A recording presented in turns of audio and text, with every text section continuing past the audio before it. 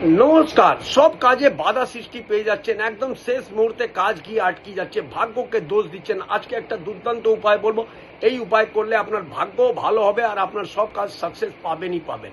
আপনারা বৃহস্পতিবারের দিন সন্ধেবেলা একটা আটার প্রদীপ বানাবেন, চৌমুখা মানে চারটে মুখ দিয়ে প্রদীপ বানাবেন, চারটে সলতা দিয়ে আসল ঘি দিয়ে সন্ধেবেলা জ্বালাবেন। আপনার ইষ্ট দেব দেবীর সামনে আপনারা ওই প্রদীপটা জ্বালাবেন আর নিজের মনস্কামনা বলে রাধে রাধে এই পাঠটা করবেন।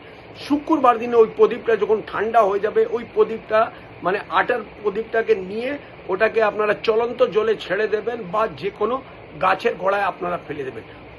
পর এই আপনারা 5খানা বৃহস্পতিবার যদি আপনারা করেন, আপনার ভাগ্য আপনার সাথ দেবে এবং তার সাথে সাথে যে আপনার কাজগুলো আটকে যাচ্ছে বা একদম 11th আওয়ারে গিয়ে আপনার থেমে যাচ্ছে, সেটা আপনার সাকসেস হবেই হবে আর ভাগ্য আপনার সাথ দেবে। এই উপায়টা করে দেখুন, লাভবান হবে।